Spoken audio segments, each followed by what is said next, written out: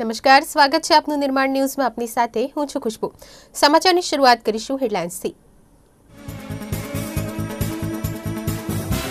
એજી પટેલ મહેસાણાથી કોંગ્રેસના ઉમેદવાર, બાકીની બેઠકો માટે પાર્ટી આજે સાંજ સુધી ઉમેદવારની કરશે જાહેરાત।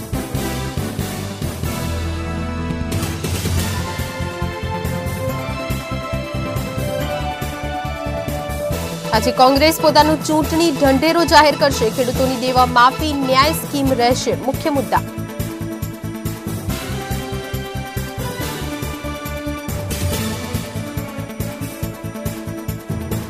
તો મહેસાણા માટે ભાજપ હાઈકમાન્ડનું નીતિન પટેલ પર દબાણ, બાકીના 3 ઉમેદવાર આજે થઈ શકે છે જાહેર।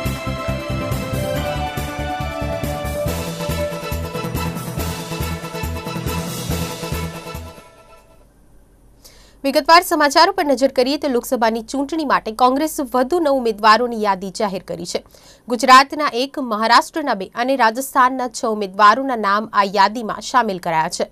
ગુજરાતમાં મહેસાણા બેઠક પરથી એજે પટેલનું નામ જાહેર કરવામાં આવ્યું છે, તો આ પહેલા મહેસાણા બેઠક પરથી સિદ્ધાર્થ પટેલનું નામ પણ સામે આવ્યું હતું। જો કે કોંગ્રેસે એજે પટેલને સત્તાવાર ઉમેદવાર જાહેર કરતા તમામ અટકળોનો અંત આવ્યો છે। બીજી બાજુ મહેસાણા બેઠક પર ભાજપમાં હજી ઉમેદવારનું કોકડું ગૂંચવાયેલું છે। ભાજપ આજે પોતાનો ઉમેદવાર જાહેર કરે તેવી શક્યતાઓ છે।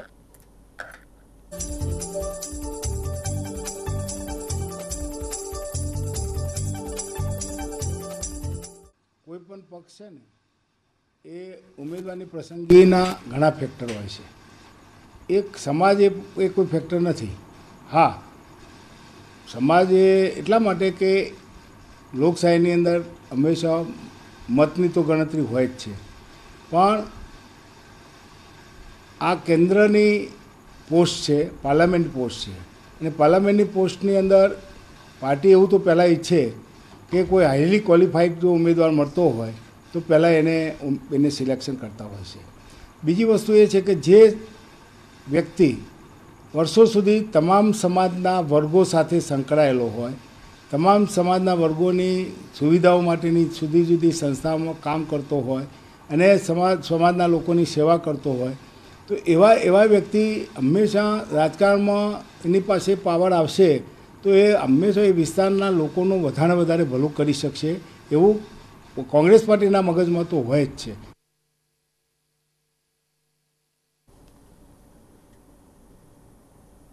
તો ગુજરાતમાં કોંગ્રેસના ઉમેદવારોને લઈને લાંબા સમયથી અટકળો ચાલી રહી છે, ત્યારે આજે બપોરે દિલ્હી ખાતે રાહુલ ગાંધીની અધ્યક્ષતામાં કોંગ્રેસ ચૂંટણી સમિતિની બેઠક મળવાની છે। આ બેઠકમાં અમિત ચાવડા અને પરેશ ધાનાણી હાજરી આપશે। આ બેઠક બાદ ગુજરાતની બાકીની બેઠકો માટે ઉમેદવારોના નામની જાહેરાત કરવામાં આવે તેવી શક્યતા છે। તો આ ઉપરાંત પેટા ચૂંટણીના ઉમેદવારોના નામ પણ આજે જાહેર થઈ શકે છે। અત્યારે કોંગ્રેસ તરફથી બનાસકાંઠાથી પરથી ભટોળ સહિતના ઉમેદવારોના નામ ચર્ચામાં છે।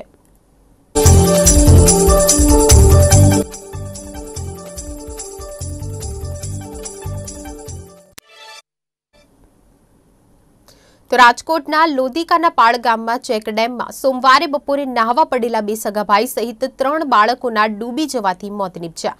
બાળકોના મામા ડેમ કાંઠે બાળકોના કપડાં જોઈ ગયા હતા અને કશુંક અજુગતું થયાની શંકા તેમણે ડેમમાં કૂદાવતા જ 3 બાળકોની લાશ હાથ આવી। એક સાથે 2 સગાભાઈ સહિત 3 બાળકોના મોતથી પરપ્રાંતીય પરિવારમાં શોકનું મોજું ફર્યું છે।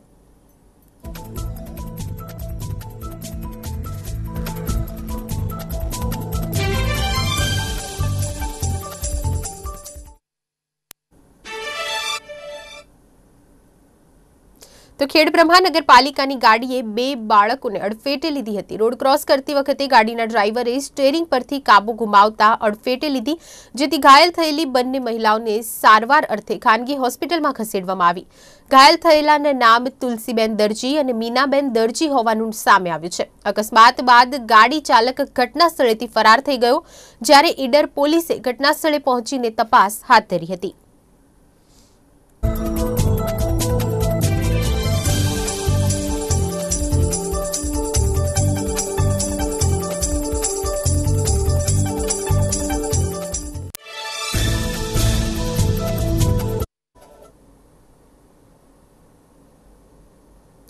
તો આબુ રોડ પર આવેલા સરલ ક્રેડિટ કોઓપરેટિવ સોસાયટીના સંચાલક અને કમિટી મેમ્બરો સામે છેતરપિંડીનો કેસ નોંધાયો છે।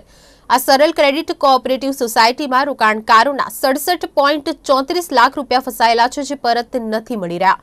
સરળ ક્રેડિટ કોઓપરેટિવ સોસાયટી દ્વારા અલગ અલગ 14 શહેરોમાં ઓફિસ ખોલીને રોકાણકારોને ફસાવવામાં આવ્યા, જેને લઈને રોકાણકારોએ આબુ રોડ પોલીસ સ્ટેશનમાં સરળ ક્રેડિટ કોઓપરેટિવ સોસાયટીના સંચાલકો અને કમિટી સભ્યો સામે ફરિયાદ નોંધાવી છે.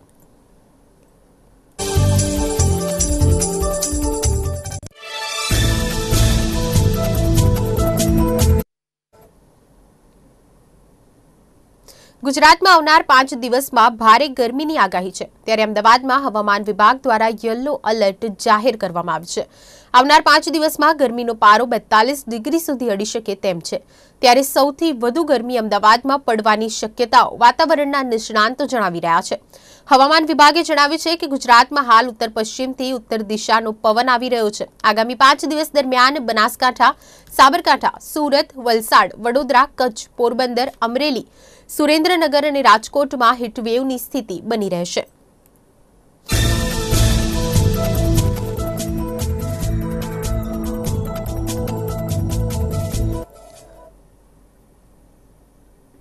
તો આ તરફ રાજકોટ જિલ્લાના પડધરી મામલતદાર કચેરી ખાતે ખેડૂતો મોટી સંખ્યામાં ઉપસ્થિત રહીને પાક વીમા પ્રશ્ને આવેદન આપીને વિરોધ કર્યો. મામલતદાર કચેરી ખાતે આવેદન આપી ખેડૂતોએ મુખ્ય રોડ રસ્તા પર ઘાસ સળગાવી રોડ બંધ કરવાનો પ્રયત્ન કર્યો હતો, તો ખેડૂતોએ રસ્તા બંધ કરતા પોલીસ આવી પહોંચી અને ખેડૂતોની અટકાયત કરીને રસ્તા ખોલવાનો પ્રયત્ન કર્યો હતો. ખેડૂતોએ સરકારનો ઉગ્ર વિરોધ કરી 8 દિવસમાં પાક વીમો નહીં આપવામાં આવે તો પડધરીથી રાજકોટ સુધી રોડ રસ્તા બંધ કરી ઉગ્ર વિરોધ કરવાની ચીમકી આપી હતી.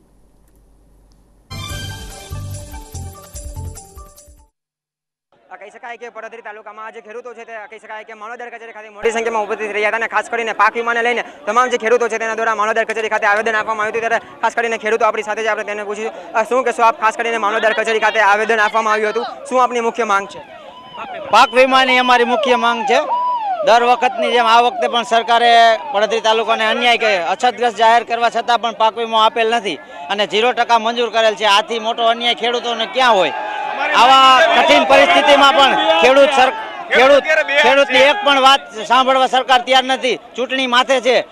ખેડૂતોને જો ટૂંક સમયમાં 8-10 દિવસમાં પડધરી તાલુકાને વીમો જાહેર નહીં કરે તો હજી આથી પણ પરિસ્થિતિ કઠિન આવે એવું ખેડૂતો માની રહ્યા છે અને સ્વયંભૂ ખેડૂતો નીકળી પડવાના છે અને ટૂંક સમયમાં ચૂંટણીનો પણ બહિષ્કાર કરી શકે ગામડાના લોકો અને ખેડૂતો ગામની અંદર મતપેટી પણ મૂકવા દેશે ને અને ચૂંટણીનો બહિષ્કાર કરશે એવી પણ વાતો થઈ રહી છે અને એવું જલદ કાર્યક્રમો બતાવવાની તૈયારીમાં પણ છે. પણ મોટી સંખ્યામાં જે ખેડૂતો છે અહીંયા રોડ વચ્ચે એકત્રિત થયા છે ને કહી શકાય કે ઘાસ પણ સગાડવાનો પ્રયત્ન કરવામાં આવ્યો છે ને આ રોડ રસ્તાઓ છે તે પણ બંધ કરવાનો પ્રયત્ન કરવામાં આવ્યો છે અને ખાસ કરીને તમામ જે ખેડૂતો છે તે પણ કહી રહ્યા છે કે જો પોતાની માંગ છે એ સંતોષવામાં નહીં આવે તો આગામી સમયમાં જ્વલંત કાર્યક્રમ છે તે પણ આ ખેડૂતો આપી શકે છે.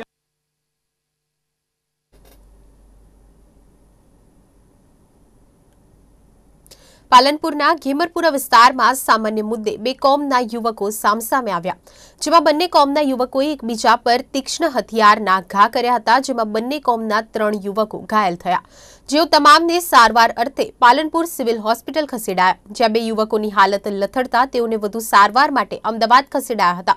જોકે આ બબાલને પગલે બંને કોમના જૂથ સામસામે આવી ગયા હતા, જેને પગલે વાતાવરણ તંગદિલી ભર્યું બન્યું. આ દરમિયાન બનાવને પગલે પાલનપુર ડીવાયએસપી સહિતનો પોલીસ કાફલો ઘટના સ્થળે દોડી આવ્યો અને મામલો થાળે પાડ્યો હતો. પોલીસે સમગ્ર શહેરમાં ચુસ્ત પોલીસ બંદોબસ્ત પણ ગોઠવી દીધો છે.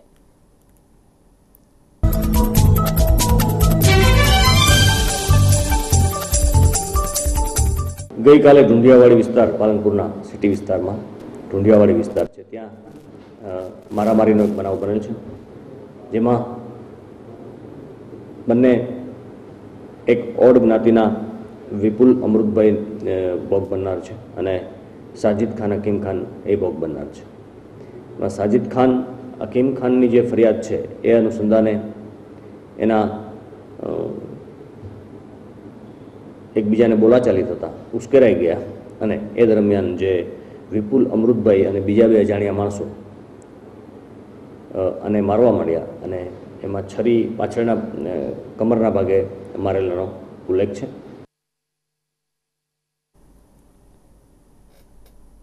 તો જમ્મુ કાશ્મીરમાં અલગ વડાપ્રધાન બનાવવાનું નિવેદન કરનાર પૂર્વ મુખ્યપ્રધાન ઓમર અબ્દુલ્લા અને કોંગ્રેસ પર વડાપ્રધાન મોદીએ આકરા પ્રહાર કર્યા હતા. તેલંગાણાના સિકંદરાબાદમાં જનસભાને સંબોધિત કરતા વડાપ્રધાને કહ્યું કે કોંગ્રેસના સાથી પક્ષો અને મહાગઠબંધનના પક્ષોએ આ ચૂંટણીમાં જવાબ આપવો પડશે. એવું કયું કારણ છે કે તમારો સાથી પક્ષ આવા નિવેદનો આપવાની હિંમત કરી રહ્યું છે? महागठबंधन के सूत्रधारों में से एक, महागठबंधन के सबसे तगड़े साथी नेशनल कॉन्फ्रेंस फारूक अब्दुल्ला साहब, उनके बेटे उमर अब्दुल्ला साहब की पीढ़ी प्राइवेट कंपनी, इस नेशनल कॉन्फ्रेंस ने बयान दिया है कि कश्मीर में अलग प्रधानमंत्री होना चाहिए. कांग्रेस के साथी पार्टी की ये मांग आपको मंजूर है? हिंदुस्तान में किसी को भी मंजूर है? वो कहते हैं हम घड़ी की सुई पीछे ले जाएंगे और 1953 के पहले की स्थिति पैदा करेंगे और हिंदुस्तान में 2 प्रधानमंत्री होंगे, कश्मीर का प्रधानमंत्री अलग होगा. તો જમ્મુ કાશ્મીરમાં રાજનૈતિક પાર્ટીઓ દ્વારા વારંવાર ભારત વિરોધી નિવેદનો આવતા રહે છે. પૂર્વ મુખ્યપ્રધાન મહેબૂબા મુફ્તીએ 2 દિવસ પહેલા જ દેશ વિરોધી નિવેદન આપ્યું હતું અને હવે પૂર્વ મુખ્યપ્રધાન ઓમર અબ્દુલ્લાએ દેશ વિરોધી નિવેદન આપ્યું છે. જમ્મુ કાશ્મીરને વિશેષ ઓળખ આપનાર આર્ટિકલ 35A વિશે નિવેદન આપતા ઓમર અબ્દુલ્લાએ કહ્યું છે કે જો કેન્દ્ર સરકારે 35A ને નાબૂદ કર્યો તો અમે ફરીવાર જમ્મુ કાશ્મીરની સ્વતંત્ર સત્તા લાવીશું. અમે જમ્મુ કાશ્મીરના અલગ વડાપ્રધાન બનાવીશું. कश्मीर बाकी रियासतों की तरह नहीं है.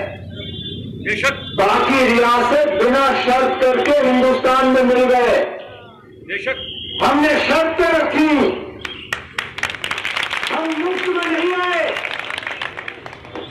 हमने अपनी पहचान को बनाए रखने के लिए आईन में कुछ चीजें दर्ज कराई. हमने कहा हमारी पहचान अपनी होगी, हमारा आईन अपना होगा, हमारा झंडा अपना होगा. हमने उस वक्त अपना सदर रियासत और वज़ीर आज़म भी रखा था जो उन्होंने काटा. इंशाल्लाह उसको भी हम वापस ले आएंगे. हम आप हमारा मुकाबला उन रियासतों के साथ कर रहे हो, चाहे वो यूपी हो, चाहे बिहार हो, चाहे मध्य प्रदेश हो, चाहे तमिलनाडु हो. जरा मुझे उनका झंडा दिखाइए, है कहीं उनका झंडा? તો કાશ્મીરમાં ફરીવાર પાકિસ્તાન સેના દ્વારા કરવામાં આવેલા સીઝ ફાયરનું ઉલ્લંઘન. પાકિસ્તાન સેના દ્વારા કરવામાં આવેલા ફાયર ઉલ્લંઘનમાં 5 વર્ષની એક નાની બાળકીનું મૃત્યુ થયું છે અને 12 નાગરિકો તથા 4 જવાનો પણ ઘાયલ થયા છે.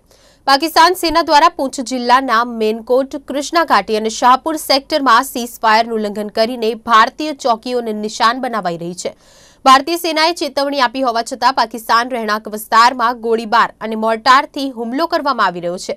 ગોળીબારમાં ઘાયલ થયેલાઓની સ્થાનિકની હોસ્પિટલમાં સારવાર પણ શરૂ કરાઈ છે.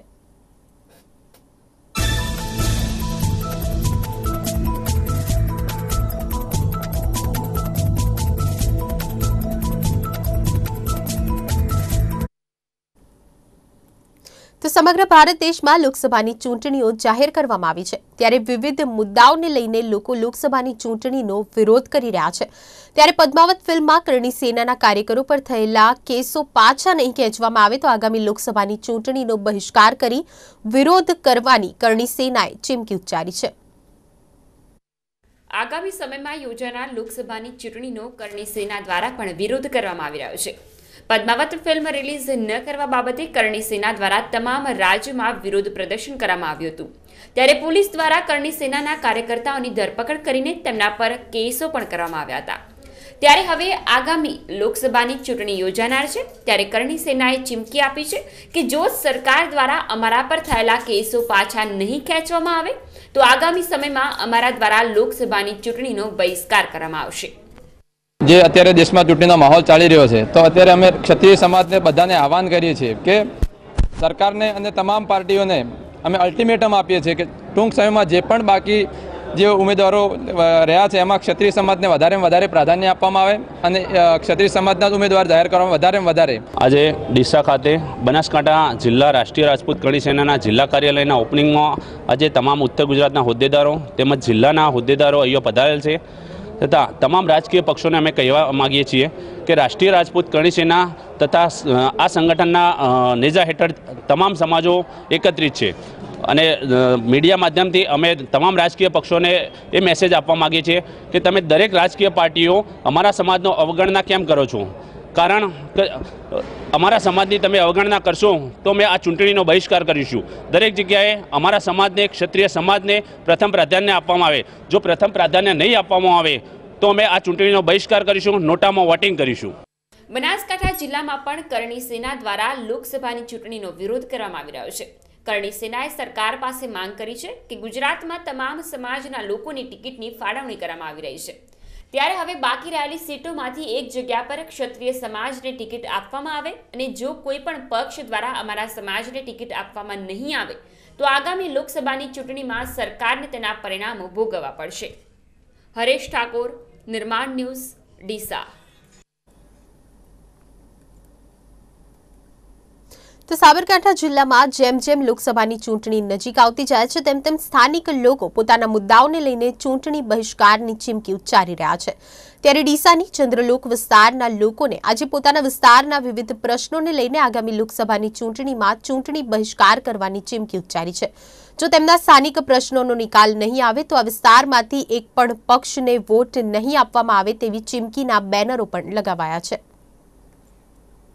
ડીસા શહેરમાં પણ પોતાના વિસ્તારના સ્થાનિક પ્રશ્નોને લઈને ક્યાંક ને ક્યાંક ચૂંટણીનો વિરોધ જોવા મળી રહ્યો છે. હાલ ડીસા નગરપાલિકામાં ભાજપ શાસિત નગરપાલિકા છે અને મહિલા પ્રમુખ તરીકે શિલ્પાબેન માળી શાસન ચલાવી રહ્યા છે. ત્યારે જે વિસ્તારમાંથી શિલ્પાબેન માળી ચૂંટાઈને આવ્યા છે તે વિસ્તારમાં જ ગટર, પાણી, રોડ, રસ્તા ન બનાવવામાં આવતા સ્થાનિક લોકો દ્વારા ચૂંટણીનો વિવિધ સૂત્રોચ્ચાર સાથે લોકસભાની ચૂંટણીનો બહિષ્કાર કરવામાં આવ્યો હતો. આ વિસ્તારમાં છેલ્લા કેટલાય વર્ષોથી સ્થાનિક વિકાસના કામો નથી થયા, જેના કારણે આજે આ વિસ્તારના લોકો ભેગા મળી અને આગામી લોકસભાની ચૂંટણીમાં જ્યાં સુધી આ વિસ્તારમાં વિકાસના કામો નહીં થાય તો આ વિસ્તારમાંથી એક પણ વ્યક્તિ વોટ નહીં કરે તેવી ચીમકી આપી હતી. જ્યારે ચૂંટણીઓ આવે છે ને ત્યારે આપણા બધા વિસ્તારના ચંદ્રલોક વિસ્તારની અંદર વોટ માંગવા માટે કહો કે ભીખ માંગવા માટે કહો લોકો ઉમટી પડે છે, નેતા ઉમટી પડે છે. આજે બાર બોર્ડ એનું જ મારેલું છે કે ભાઈ વોટ માંગવા અંદર આવશો તો તમારા પગ ગંદા થશે, કારણ કે અમારી નાળીઓ અને રોડ બરાબર છે, કોઈ કામના નથી. છેલ્લા 50 વખત અમે કઈ થાક્યા છીએ, ભેગા કર્યા છીએ. પ્રમુખશ્રી અમારા અહીંના સ્થાનિક અહીંયા આપણા વિસ્તારના છે, છતાં કંઈ થતું નથી બરાબર છે. એના માટે બોર્ડ માર્યું છે અને એની ખાસ નોંધ લે સરકાર, એવી અમારી વિનંતી છે. આજે જે ચંદ્રલોકની જે રોડની વાત થાય છે, પહેલી ગળીમાં જ્યાં ભૂગર્ભ બની ગઈ છે ત્યાં અમારા બધા ચારેય સભ્યો સાથે જઈ અને મિટિંગ કરી હતી અને ત્યાં રોડ બનાવવા માટે ગયા હતા, પણ ત્યાંના અંદર એ લોકોના પાણીનો કોઈ પ્રશ્ન હશે અંદરો અંદર, એટલે અમને ત્યાં રોડ બનાવવા ના દીધો. અમારા નગરપાલિકાનો સ્ટાફ બધી સામગ્રી સાથે ગયો હતો પણ એ લોકોએ અમને બનાવવા ના દીધો. અને જે બીજી ગળીઓને જે બાકી છે રોડ, ત્યાં ભૂગર્ભ બાકી છે. જ્યાં ભૂગર્ભ થઈ જશે ત્યારે અમે રોડ બનાવી દઈશું. ત્રીજો ફેઝ બાકી છે અને વોર્ડ નંબર 5 એ ચંદ્રલોક મારો વોર્ડ છે અને ત્યાંની મને બહુ ચિંતા છે. એ વોર્ડમાં જ્યાં બાકી છે ત્યાં હું બધે ભૂગર્ભ બની ગયા પછી દરેક જગ્યાએ રોડ બનાવી દઈશું. એટલે બધાને મારે એટલું જ કહેવાનું છે કે તમે ચિંતા ના કરો, જ્યાં ભૂગર્ભ બની જશે ત્યારે અમે રોડ બનાવી દઈશું. બનાસકાંઠા જિલ્લામાં લોકસભાની ચૂંટણીમાં મતદારોનો મિજાજ આ ચૂંટણીમાં કંઈક અલગ જ જોવા મળી રહ્યો છે. ત્યારે ડીસા શહેરમાં લગાવવામાં આવેલ ચૂંટણી બહિષ્કાર બેનરોને લઈને ચંદ્રલોક વિસ્તારમાંથી ભાજપમાંથી વિજેતા બનેલા અને ડીસા નગરપાલિકાના પ્રમુખ શિલ્પાબેન માળીને જ્યારે આ અંગે પૂછવામાં આવતા તેમણે જણાવ્યું હતું કે આ વિસ્તારમાં અમારા દ્વારા 3 વાર રોડ બનાવવા માટે ત્યાં પહોંચ્યા હતા, પરંતુ આ વિસ્તારના લોકો વચ્ચેના વિખવાદના કારણે આ વિસ્તારમાં રોડ બનાવવામાં નથી આવ્યો.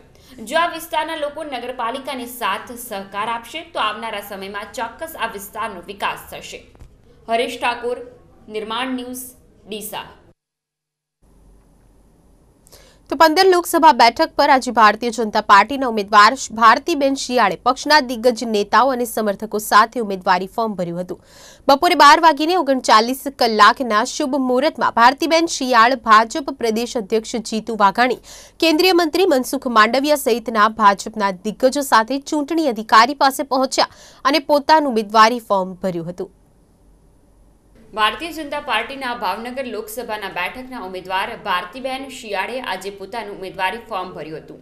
મધ્યસ્થ ચૂંટણી કાર્યાલયથી ભારતીબેન શિયાળ ભાજપના દિગ્ગજ નેતાઓ જીતુ વાઘાણી, કેન્દ્રીય મંત્રી મનસુખભાઈ માંડવિયા, રાજ્યમંત્રી વિભાવરીબેન દવે, કેબિનેટ મંત્રી સૌરભભાઈ પટેલ, મહેશ કસવાલ, આત્મારામ પરમાર, હીરાભાઈ સોલંકી સાથે ખુલ્લી જીપમાં સવાર થઈને કલેક્ટર કચેરી પર પહોંચ્યા હતા, જેમાં મોટી સંખ્યામાં કાર્યકર્તાઓ પણ જોડાયા હતા અને કેસરીયો માહોલ છવાઈ ગયો હતો.